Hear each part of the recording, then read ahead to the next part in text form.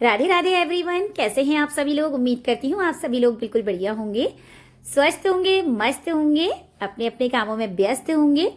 आप सभी लोग का स्वागत करती हूँ अपने यूट्यूब चैनल मंजू ब्लॉग में। दोस्तों, अगर आप अपना घर बनाना चाहते हैं ना, आप रेंट के घर में रहते हैं या कहीं ऐसी जगह रहते हैं जहां आपको बिल्कुल अच्छा नहीं लगता है, घर है लेकिन आपका पुराना, आप नया घर बनाना चाहते हैं, तो दोस्तों जल्द ही आपकी मनोकामना पूरी होने वाली है। बस आपको करना क्या है वो आप देखते जाइए, मेरा वीडियो स्किप नहीं करना है और मेरा पूरा वीडियो देखना है आपको।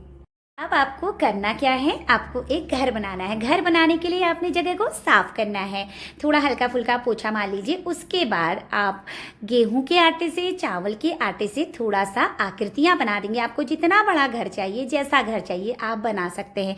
सिर्फ आकृतियां बनानी, ये नहीं कि इंजीनियर की तरह हम यहाँ पे घर बनाने बैठ गए। तो मैं थोड़ा सा आपको वीडियो में बना के दिखा दे रही हूँ। मैंने 4 कमरे बनाए हैं, बीच में मैंने वास्तु भगवान बनाए हैं यानी कि लॉबी बनाई है, आगे की तरफ मैंने गेट बनाया है और घर बनते बनते मैंने अपना घर सजा भी दिया है गमलों से। अब थोड़ी बहुत हम सामग्री ले लेंगे, ज्यादा सामग्री हमें नहीं चाहिए। थाली लेंगे, थाली में हम 5 दिए ले लेंगे और रोली कुमकुम चंदन अक्षत ले लेंगे, फूल ले लेंगे, 1 लोटा जल ले लेंगे, माचिस ले लेंगे, चिड़ाचिड़ी बनाने के लिए थोड़ा सा आटा ले लेंगे, वास्तु भगवान के लिए जनेऊ या कलावा ले लेंगे और पूजा के लिए हम खिल पतासे ले लेंगे। और भोग के लिए भी खिल पतासे ही लगते हैं, आज का भोग जो है खिल पतासे ही है। और थोड़ा सा हम खिचड़ी ले लेंगे मूंग दाल और चावल की।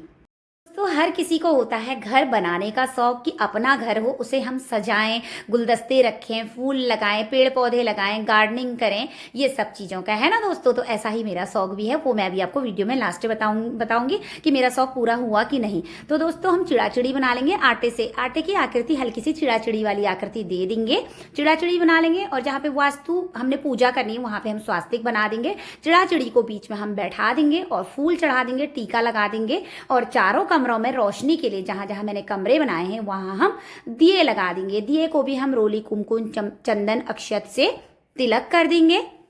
एक दिया हम रख देंगे वास्तु भगवान के नाम, ठीक है ना दोस्तों। वास्तु भगवान मतलब जिससे हमारा घर बनाने की इच्छा पूरी होती है, और उन्हें हम जनेऊ या कलावा समर्पित कर देंगे। रोली कुमकुम चंदन अक्षत से उनका पूजन कर देंगे। और भोग के लिए हम, जो मैंने बताया, खिल पता से अभी अभी दीपावली हुई है, क्योंकि दीपावली के बाद पूर्णिमा आती है, पूर्णिमा के बाद ही ये पूजा होती है।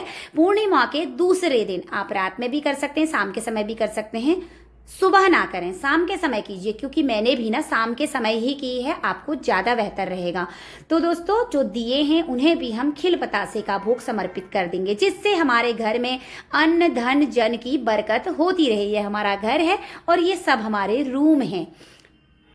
दोस्तों कार्तिक स्नान करने के बाद तो इस कथा को हमने सुनना ही है। अगर कार्तिक स्नान भी आपने नहीं किया है, आपकी घर बनाने की इच्छा है, तो आपको ये कहानी जरूर सुननी है।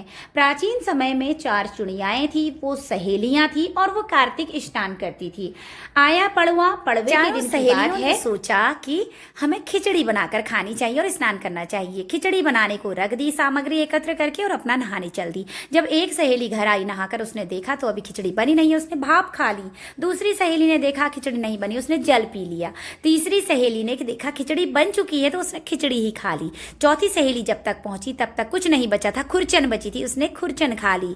अब समय बीतता गया और चारों सहेलियां इस लोक का सुख भोग कर परलोक सिधार गई। समय बीतते बीतते नया जन्म हुआ चारों सहेलियों का। एक ही जगह उन्होंने जन्म ले लिया और उन्हें अपना पूर्व जन्म याद था। पहली चिड़िया राजकुमारी बन गई, दूसरी कुम्हार के घर जन्म ले लिया, तीसरी ने ब्राह्मण के घर जन्म ले लिया और चौथी जो है वो हथनी बन गई। अब जब जो राजकुमारी है उसका विवाह हो रहा था, तो उसने कहा कि मैं अपनी सहेलियों को भी अपने साथ ले जाऊंगी, जो कुम्हार की बेटी है और जो ब्राह्मण की बेटी है। राजा ने कहा ठीक है, लेकिन फिर जब बात आई कि वो अपनी हथनी को भी साथ ले जाएगी, उसने कहा कि मैं अपनी हथनी को भी साथ ले जाऊंगी। जब हथनी के पास गई तो हथनी ने कुछ भी उत्तर नहीं दिया। जब उसने उसके कान में फुसफुसाहट की कि वो पूर्व जन्म में उसकी सहेली थी, तो हथनी खड़ी उठ गई। अब राजा ने देखा जो उसकी बेटी राजकुमारी है वो जानवरों से बात कर रही है। उसको समझ में नहीं आया और उसने क्रोध किया और पूछा, तुम मेरी बेटी नहीं हो सकती, सच सच बताओ तुम कौन हो, तुम कोई बहरूपिया हो। राजकुमारी ने कहा, नहीं पिताजी, मैं आपकी बेटी ही हूँ। हम पूर्व जन्म में चारों चिड़ियाएं थी, हम सहेलियां थी, हम कार्तिक स्नान करती थी और पूर्णिमा के दिन हम मूंग दाल की खिचड़ी का सेवन करती थी। इसीलिए हमें अपना पूर्व जन्म याद है और इसीलिए हमने दोबारा से जन्म लिया है और एक ही साथ हैं। अब राजा विचार में पड़ गया। राजा ने सोचा कि कार्तिक स्नान का इतना बड़ा महत्व है, तो उसने भी मन में निश्चय किया और पूरे शहर में ढिढोरा पिटवा दिया कि सभी को कार्तिक स्नान करना चाहिए, पूर्णिमा के दिन मूंग दाल की खिचड़ी का सेवन करना चाहिए और दान पुण्य करना चाहिए इस दिन, और अपने इष्ट आराध्य को खिचड़ी का भोग लगाना चाहिए और पूर्णिमा के दिन जितना हो सके उतना हमें दान करना चाहिए। तो जिस तरह से राजा ने कार्तिक स्नान किया, चिड़ियाओं ने कार्तिक स्नान किया, खिचड़ी का सेवन किया और उन्हें पूर्व जो वृतांत था वो याद रहा और इस लोक का उन्हें सुख मिला और परलोक का भी सुख मिला। तो इस तरह से उनकी मनोकामना पूरी हुई। वो चारों सहेलियां आपस में फिर से मिल गई और दूसरे जन्म के बाद भी उन्होंने ऐसी जगह जन्म लिया जहां वो आपस में मिल गई। तो दोस्तों, जैसे चिड़ियाओं की मनोकामना पूरी हुई और राजा भी कार्तिक मास का गुणगान करने लगा, उसकी मनोकामनाएं पूरी हुई, इसी तरह से सभी की मनोकामनाएं पूरी हो। ये हुई हमारी चिड़ाचिड़ी की कहानी पूरी हुई। तो दोस्तों, कोई सी भी कहानी अकेले नहीं सुनते। अब मैं आपको दूसरी कहानी शॉर्टकट में गणपति जी की सुनाती हूँ। प्राचीन समय में एक बूढ़ी माई थी। वो आंख नहीं देखती थी, आंखों से अंधी थी। तो गणपति जी की पूजा करना तो नहीं जानती थी, लेकिन उसे जैसी भी आती थी वो गणपति जी की पूजा करती थी।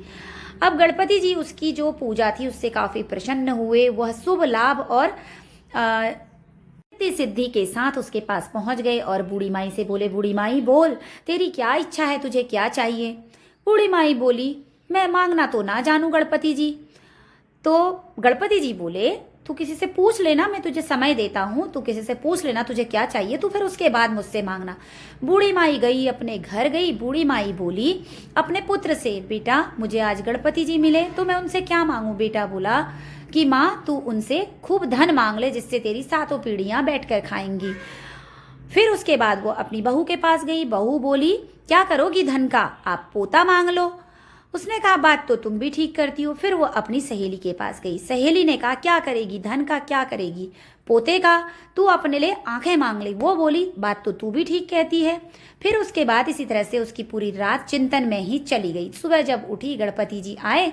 गणपति जी से उसने अपने दिल की बात रख दी। देखो गणपति जी, मांगना तो मैं ना जानू, लेकिन मुझे सोने के महल में, सोने के पालने में झूलता हुआ पोता चाहिए। गणपति जी हंसने लगे और बोले, बूढ़ी माई मैं तो तुझे बहुत भोला समझता था, तू तो बहुत चतुर निकली। जिस तरह से बूढ़ी माई को अन्न धन और जन सभी सुख एक साथ दिए, इस तरह से सभी की मनोकामनाएं पूरी हो, सबके घरों में अन्न जन और धन की कभी कमी ना हो। ना दोस्तों, कार्तिक स्नान का महत्व, चिड़ाचिड़ी की कहानी, गणपति जी की कहानी और बूढ़ी माई की कहानी, सब कुछ मैंने आपको संक्षिप्त में बता दिया। दोस्तों, कौन कहता सपने पूरे नहीं होते।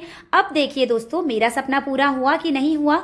मैंने भी यूट्यूब में आपकी ही तरह ये कहानी सुनी थी और मैंने मन में निश्चय किया कि मैं गणपति जी से प्रेयर करूंगी और चिड़ाचिड़ी की कहानी कहूंगी और अपने घर में इस तरह से ये आकृतियां बनाऊंगी, सजाऊंगी और अपनी मनोकामना मैं भी गणपति जी से पूरी करवाऊंगी। जय हो, रिद्धि सिद्धि के साथ सबके घर में आए और धन धान्य प्रदान करें, सुख शांति प्रदान करें।